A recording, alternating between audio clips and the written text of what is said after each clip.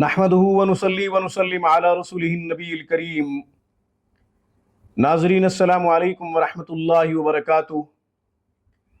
नाज़रीन, आज हम जहरीले जानवरों के काटने का कुरानी इलाज आपको बताते हैं।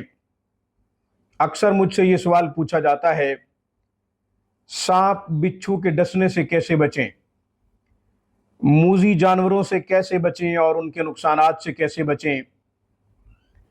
ये सवाल अक्सर मुत्तहिदा अरब इमारात के रेगिस्तानों में जो लोग काम करते हैं या सऊदी अरब के रेगिस्तानों में जो लोग काम करते हैं वो भी पूछते हैं।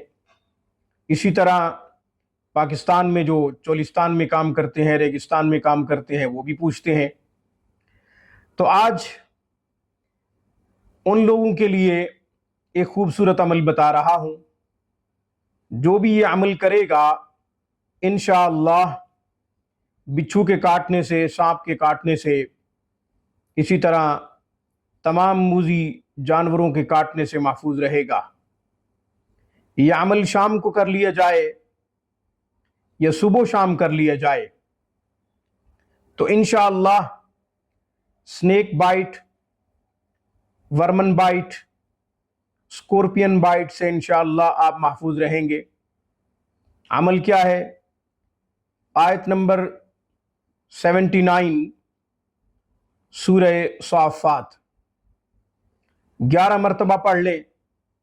11 मरतबा पढ़ के अपने ऊपर दम कर ले, दोनों हाथों पे फूंक मारें, सर से लेकर पांव तक अपने जिस्म के ऊपर फेर दें, आप महफूज हो जाएंगे। सुबह भी ये अमल कर लें, शाम को भी ये अमल कर लें।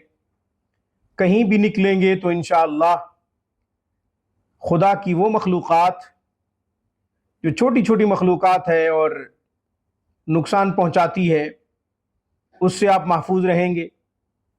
सांप, बिच्छू और मूज़ी जानवर, दीगर मूज़ी जानवर जो है आपको नुकसान नहीं पहुंचाएंगे।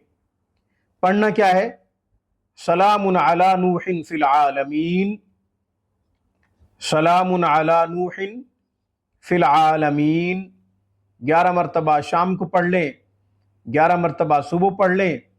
इंशाअल्लाह जहरीले जानवरों से और उनके नुकसानात से आप महफूज रहेंगे। अक़ूलु क़ौली हाज़ा व अस्तग़फ़िरुल्लाह व मा अलैना इल्लल बलाग़।